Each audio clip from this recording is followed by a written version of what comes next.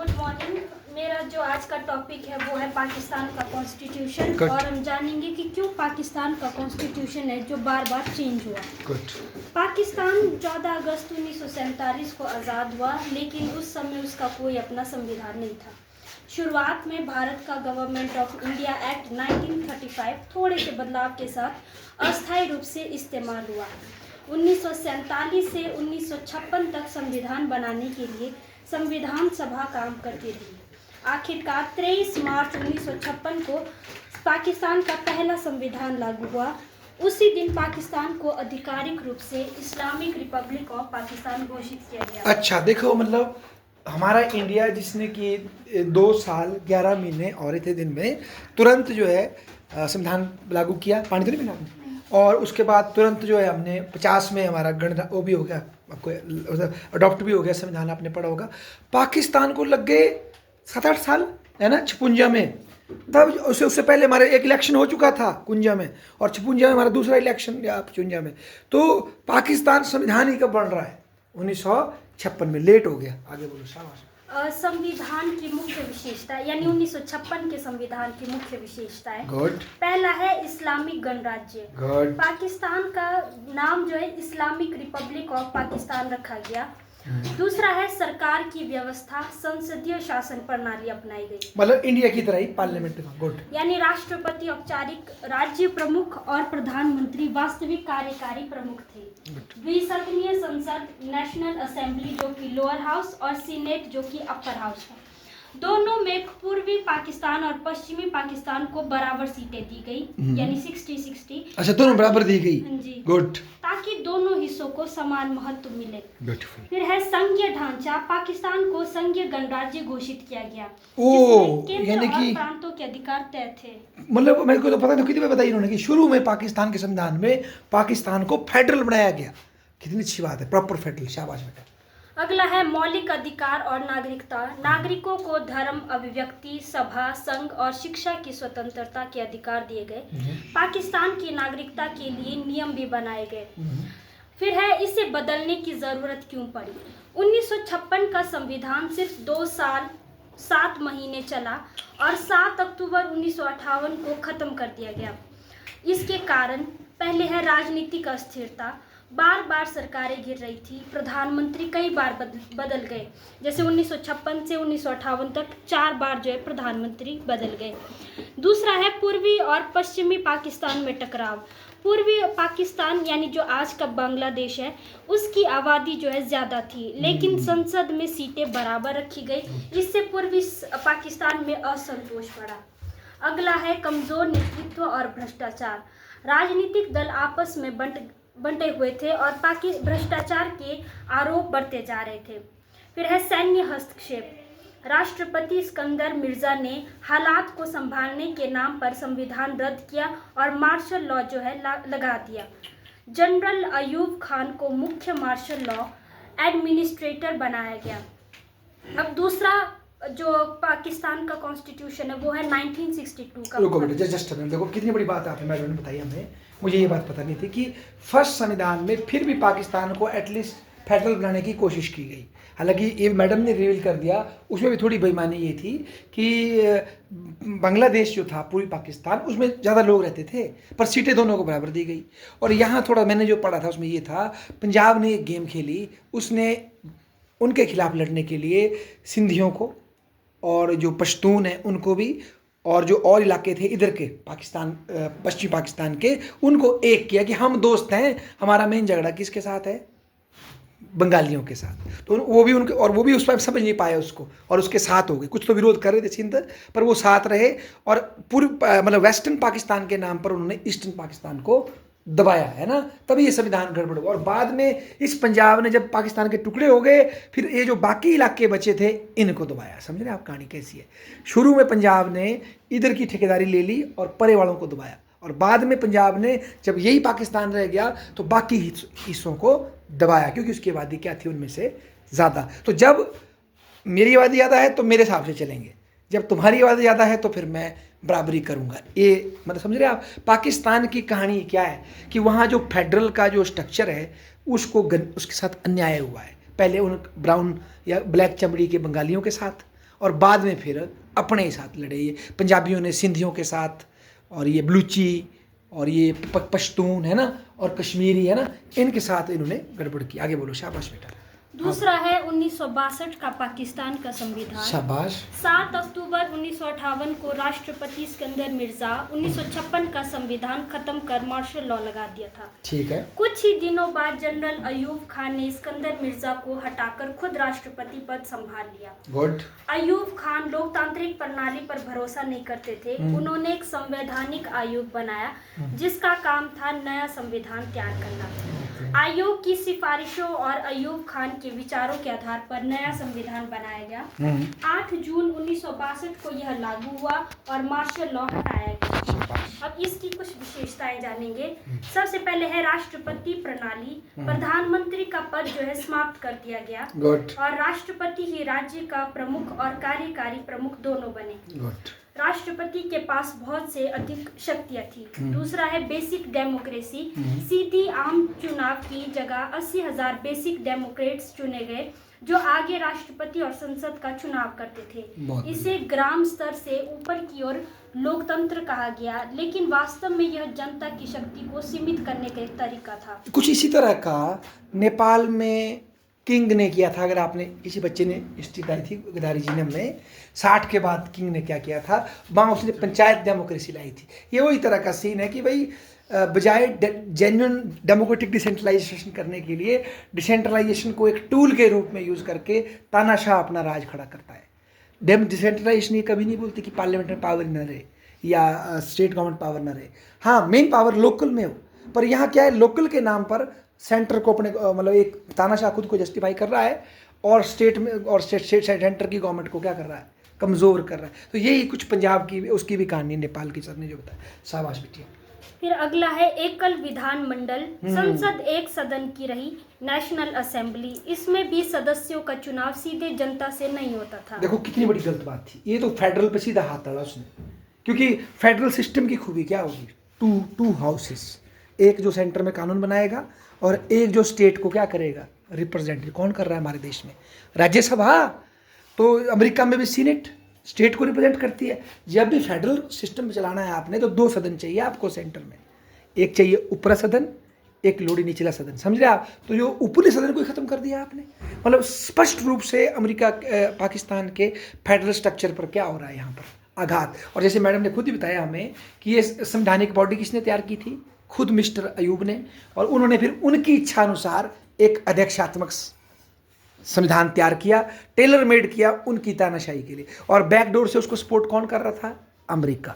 Cold war चल रही थी, अमेरिका ने बैकडोर से उनको सपोर्ट किया। आगे बोलो, शाबाश। अगला है इस्लामिक प्रावधान। पाकिस्तान को इस्लामिक गणराज्य बनाए रखा गया। इस्लामिक विचारधारा परिषद बनाई गई। गुड। अगला है न्यायपालिका पर नियंत्रण। राष्ट्रपति के पास न्यायाधीशों की नियुक्ति और इन्हें हटाने का अधिकार था। इसको बेटा, ये शब्द जो आपने बड़ा अच्छा लिखा, इस्लामिक विचारधारा परिषद है ना, ये लिखो बोला वहाँ, इस्लामिक विचारधारा परिषद। इसका ड्रामा आप आगे पढ़ेंगे कितना खतरनाक है। इस्लामिक विचारधारा परिषद, इस्लामिक विचारधारा परिषद। मैं आपसे रिक्वेस्ट करूँगा, पाकिस्तान के पॉडकास्ट देखो, आपको बड़ी नॉलेज होगी। मतलब वो इसको एक्सपोज करते कई जो विद्वान है वहाँ के, परिषद। इसका काम पता क्या था, ये सरकार को सलाह देगी कौन से मामलों में इस्लाम क्या कहता है। ठीक है, अगर पता नहीं आप बच्चों को पता होगा, जब पाकिस्तान बना ना, उसकी मांग करने में मुसलमानों में भी, इसको बोलते हैं हम, जिनको आजकल पाकिस्तान के संविधान में गैर मुसलमान लिख दिया गया है, लिख दिया संविधान में ये गैर मुस्लिम है। जब वो आया ना, जो अफगान जिहाद वाला जो तानाशाह आया, उसने लिखवा दिया उसमें, उसको बोलते हैं हम। वो आगा खां कौन था, आगा खां जानते हैं आप, मुस्लिम लीग की जब स्थापना हुई, आगा खान भी थे उसमें। इनको बोलते हैं हम, कौन सारा जो सब जो नोबेल पुरस्कार मिला पाकिस्तान के एक साइंटिस्ट को, वो भी वही था। मैं भूल गया उनका नाम, क्या बोलते हैं उनको यार, अहमदी मुसलमान की एक वैरायटी होती है मुसलमानों की। ये सबसे आगे थे पाकिस्तान की मांग में, सबसे पढ़े लिखे थे। पर बाद में ऐसा दौर आया कि आज पाकिस्तान के संविधान में लिखा है अहमदी मुसलमान नहीं होता। अगर वो जिस दिन ईद है या जिस दिन बकरे काटने हैं, उस दिन अगर वो लोग बकरे काटे तो उनको मारो पकड़ के। क्यों? क्योंकि तुम मुसलमान नहीं हो। इतना जुल्म हो गया है, समझ रहे हैं मेरी बात, कहाँ पहुंच गई। ये ऐसी ऐसी सलाह देता है ये इस्लामिक विचारधारा परिषद। आगे बोलो गुड़ी, आ जाओ, शाबाश। अगला है आपातकालीन शक्तियां। हाँ। राष्ट्रपति किसी भी समय आपातकाल घोषित कर सकते थे और देखो। संसद को भंग कर सकते थे। गुड। अब इसे बदलने की जरूरत क्यों पड़ी? 1962 का संविधान लगभग 7 साल चला, लेकिन इसे 1969 में खत्म कर दिया गया। गुड। इसके पीछे कुछ कारण थे। सबसे पहले है तानाशाही और केंद्रीकरण। राष्ट्रपति के पास बहुत ज्यादा शक्ति होने से लोकतांत्रिक संस्थाएं कमजोर हो गई थी। गुड। प्रांतों के अधिकार बहुत सीमित थे, जिससे असंतोष बढ़ा। गुड। दूसरा है पूर्वी पाकिस्तान का असंतोष। जनसंख्या अधिक होने के बावजूद पूर्वी पाकिस्तान को राजनीतिक शक्ति कम मिली।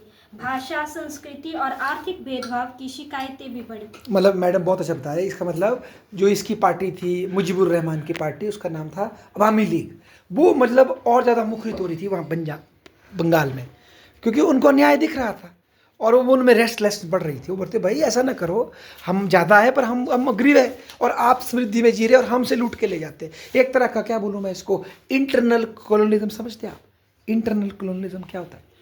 आंतरिक उपनिवेशवाद है ना, आंतरिक उपनिवेशवाद। जैसे भारत में भी हुआ, पता है आपको, इनडायरेक्टली हुआ हमारे देश में। ये जो कब सोचा आपने, ये छत्तीसगढ़, झारखंड, उड़ीसा, बेटा उड़ीसा, ये अमीर स्टेट है, पता है आपको, पर इनके लोगों की शक्लें देखेंगे आपको अमीर नहीं दिखते। इनकी ज़मीन अमीर है, जिम्मी के नीचे एल्यूमिनियम, बॉक्साइट सब कुछ है, पर सरकार की ऐसी नीतियाँ थी हमारी सरकारों की, जिसकी वजह से यहाँ उद्योग विकसित नहीं हुए। तो भारतीय का आरोप लगता है कि जो हमारा छोटा नागपुर का जो इलाका है सेंट्रल इंडिया में, जहाँ बहुत ज़्यादा संसाधन है, वहाँ का लोग गरीब क्यों है? और अमीर है स्टेट गुजरात, तमिलनाडु या कोई और महाराष्ट्र, जहाँ पर कच्चा माल है नहीं, क्योंकि सरकार ने ऐसी पॉलिसियाँ अडॉप्ट की, नेहरू जी ने ठुंजा में, कि अगर आप फैक्ट्री यहाँ लगाएंगे गुजरात में तो हम आपको जो आपका ट्रेन का भाड़ा है वो हम देंगे। किसका? सामान ढोने का। इससे क्या हुआ, जहाँ माल निकल रहा है कच्चा माल, वहाँ फैक्ट्रियाँ नहीं लग पाई। फैक्ट्रियाँ कहाँ लग गई? महाराष्ट्र में, गुजरात में, और कहाँ लग गई बच्चों? चेन्नई में। ये इंटरनल कॉलोनिज्म हुआ हमारे देश में भी इनडायरेक्टली, जबकि ये फैक्ट्रियाँ कहाँ लगनी चाहिए थी? जहाँ से कच्चा माल। और आपको शायद पता नहीं होगा, आज़ादी से पहले बंगाल में बड़ी बड़ी फैक्ट्रियाँ होती थी। जमशेदपुर शहर है झारखंड में, बड़ी बड़ी फैक्ट्रियाँ लगाई जमशेद जी टाटा ने 1915 में। उसके बाद वहाँ फैक्ट्रियों का क्या हो गया? पतन। क्योंकि गवर्नमेंट ने ऐसी नीतियाँ अपनाई जिसने कि जो अमीर स्टेट थे उनको फेवर किया और जो रिसोर्स रिच स्टेट थे उनके साथ अन्याय हुआ भारत में। ऐसे गरीब नहीं हुआ बिहार या ये उड़ीसा।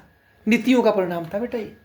1992 में ख़त्म की गई वो नीति, उसको बोलते थे फ्राइट इक्वलाइजेशन पॉलिसी। कभी पढ़ेंगे आप तो, कि भाई अगर आप कोई सामान ढोएंगे, फ्राइट किसको बोलते हैं? जो रेलवे में हम बोझ ढोते हैं ना, उसको बोलते हैं फ्राइट। तो भाई अगर आप फैक्ट्री मुंबई में भी लगाएंगे तो आप बिहार से लाओ, हम आपको उसका किराया दे देंगे सरकार। तो उससे क्या हुआ, जिन पिछड़े इलाकों में जहाँ से माल निकल रहा था वहाँ फैक्ट्री लगनी थी, वहाँ नहीं लगी, क्योंकि बिजनेसमैन को किराया आपने उसका सस्ता कर दिया। और आपको पता होगा, ये जितना मर्जी हम ड्रामा करें, समाजवाद, धिमकावाद, गरीबी दूर होती है उद्योगों से ही और पूंजीवाद से। जो जितना अमीर पूंजीवादी देश होगा, वो चाइना आपके सामने उदाहरण है। चाइना ने माओ के झुंझुनों से गरीबी दूर नहीं की। 79 में जो डेंग जियाओपिंग ने जो क्रांति की, जो पूंजीवाद लाया, उससे चाइना की गरीबी दूर हुई बेटा। हमारी भी जो गरीबी दूर हुई, ये नेहरू के समाजवाद से नहीं हुई है। ये जो मनमोहन सिंह या जो पी.वी. नरसिम्हा राव जी ने जो 91 में जो नीतियाँ अपनाई थी LPG की, उसका परिणाम है ये हमारी नहीं थी। साउथ कोरिया देख लो, दुनिया का इतिहास खंगाल लो आप। तो ये मतलब पाकिस्तान में भी यही हिसाब था कि इंटरनल कॉलोनिज्म, पर इंडिया ने कोई ऐसी वायलेंस डायरेक्ट नहीं की, वहाँ डायरेक्ट मतलब उन्होंने दबाया उनको, है ना। शाबाश, आगे बोलो। गुड। 1956 का भारत पाक युद्ध के बाद जो है अयूब खान की लोकप्रियता गिर गई। आर्थिक और राजनीतिक संकट जो है गहरा हो गया। 1965 का बता रहे हैं आप, है ना। गुड। 56 का 65 का बेटा। हाँ, इसका मतलब देखो क्या किया अयूब खान। कांडी था, उसने देखा कि एक तो मैं सत्ता में हूँ, 62 में इंडिया को फेंटी लगा दी चाइना ने, ठीक है ना। उसका फायदा उठाया उसने, और इंडिया में सूखा पड़ा हुआ था, अगर आपने जय जवान जय किसान, उसका मौका उठाकर उसने बोला कि अगर मैं कश्मीर छीन लूँ तो मेरी वाह वाह हो जाएगी, है ना। ऑपरेशन जिब्राल्टर किया उसने, जिब्राल्टर बोलते हैं, और कश्मीर पर सीधा अटैक कर दिया। पर वो जो थे लाल बहादुर शास्त्री बड़े बहादुर थे, और सीधा उन्होंने लाहौर को भेज दी सेनाएं, और फिर वो समझौता हो गया उस युद्ध में। उससे उसको हिट लगी कि यार हम तो बोलते थे इंडिया तो कुछ भी नहीं है, हम तो नाटो के भी वो भी सदस्य है। तो वहाँ से उसको थोड़ी उसकी इमेज में, जैसे मैडम बता रहे, हिट लगी। दूसरा, देश के अंदर जो है एक जो मतलब जो जिनको दबा रहे थे उनके अंदर विद्रोह पैदा हो रहा है ना। शाबाश बेटा। अगला है जन आंदोलन। 1968 और 69 में बड़े पैमाने पर आंदोलन और हड़तालें हुई। अच्छा। हालात जो है बेकाबू होने पर अयूब खान ने सत्ता जनरल याह्या खान को सौंप दी। गुड। और याह्या खान ने 1962 का संविधान खत्म कर मार्शल लॉ लगा दिया। गुड।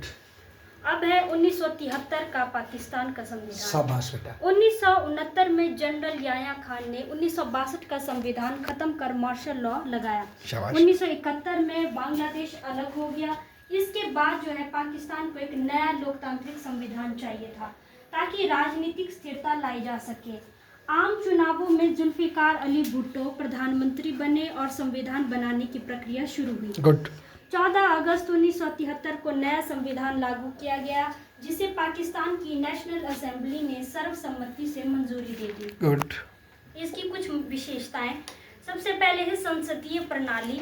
राष्ट्रपति सिर्फ औपचारिक यानी स्टेट हेड बने और प्रधानमंत्री असली कार्यकारी प्रमुख। अब इसको जोड़ते देखो मैडम से, ये उन्होंने मेरे को भी अभी इनसे नॉलेज। शुरू में भी पाकिस्तान ने, क्योंकि ब्रिटेन की लेगेसी थी हमारे यहाँ, संसदीय प्रणाली अपनाई। पर जब तानाशाही आई, जैसे पहला जो तानाशाह आपने नाम बताया, अयूब, क्या नाम था? अयूब खान। उन्होंने जो 1900 कितना बनाया था संविधान, 62 का, 1962। हाँ, उस संविधान में उन्होंने राष्ट्रपति शासन लाया, राष्ट्रपति को पावर दी। अब जब लोगों ने लड़ाई लड़ी, जैसे आप बता रहे 2 साल क्रांति हुई, उसके बाद जब नया 73 में संविधान बना तो उसको फिर से क्या बनाया गया? संसदीय। राष्ट्रपति को कमजोर किया गया और संसद को मजबूत किया गया। याद रखना, संघर्ष हुआ। शाबाश बेटा। दूसरा है संघीय ढांचा। केंद्र और प्रांतों के अधिकार साफ साफ बांटे गए। गुड। चारों प्रांतों को अपने अपने मामलों में स्वायत्तता दी गई। अब सुनो, देखो, अब 4 प्रांत कौन कौन से हैं? वो तो चला गया।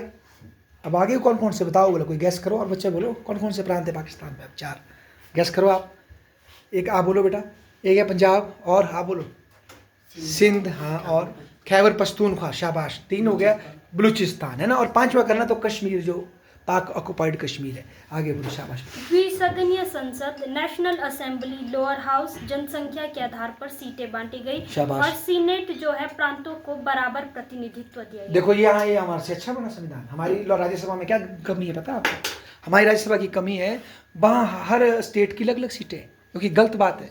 हर स्टेट की बराबर, क्योंकि हम भाई हैं स्टेट, चाहे हिमाचल हो चाहे उत्तर प्रदेश, 2-2 होनी चाहिए सबकी, क्योंकि हम भाई है ना, स्टेट है हम। हाँ, लोकसभा में अलग अलग है आबादी के हिसाब से, तो ये हमारी कमी है। उन्होंने ये सुधारा कि हर स्टेट की 2-2 सीटें होगी। ठीक है, आगे बोलो। शाबाश। इस्लामिक प्रावधान। इस्लाम को राज्य का धर्म इसलिए घोषित किया गया। कानून कुरान और सुन्नत के अनुरूप बनाने का प्रावधान किया गया। शाबाश। सुन्नत होती है जिस तरह से हज़रत मोहम्मद साहब जिए ज़िंदगी में, जो उन्होंने बोला ऐसे जियो, ऐसे करो, उनके लाइफस्टाइल को हम फॉलो करेंगे, उसको बोलते हैं सुन्नत। ठीक है, आगे बोलो। और इस्लामिक विचारधारा परिषद की स्थापना की गई। हाँ, ये देखो। ठीक है। अगला है मौलिक अधिकार। अभिव्यक्ति, धर्म, सभा, शिक्षा, कानून के सामने समानता का अधिकार, ये सब दिए गए। और न्यायपालिका की स्वतंत्रता, सुप्रीम कोर्ट और हाई कोर्ट की स्थापना की गई। अच्छा, अब स्वतंत्रता दे दी गई। गुड बेटा, गुड। अब तक जो है कई बड़े संशोधन किए गए हैं। 1973 का संविधान आज भी लागू है। लेकिन इसमें अब तक 26 से ज्यादा संशोधन हो चुके हैं। इसमें से कुछ प्रमुख है। सबसे पहला है 8वां संशोधन, जो कि 1985 का है। जिसमें जनरल जिया उल हक ने राष्ट्रपति को संसद भंग करने की शक्ति दी। अच्छा, ये देखो, जो 85 का आया, कौन सा 8वां ना? अभी वो दौर है। देखो, इस दौर में एक और तानाशाह खड़ा हुआ, जिया उल हक। जब वो अफगान और अमेरिका, अफगान रशिया युद्ध हो रहा था 79 से 89, उस दौर में इस आदमी ने देखो क्या पावर दे दी, राष्ट्रपति संसद को भंग। तो मतलब इनडायरेक्टली वो तानाशाह बन रहा था बंदा। आगे बोलो। शाबाश। पहली स्थिति क्या थी? 8वां संशोधन, जो कि 1985 के बाद जो है राष्ट्रपति को अनुच्छेद 58(2)(b) के तहत यह अधिकार मिल गया था कि वह नेशनल असेंबली को भंग कर सकता है और प्रधानमंत्री को हटा सकता है।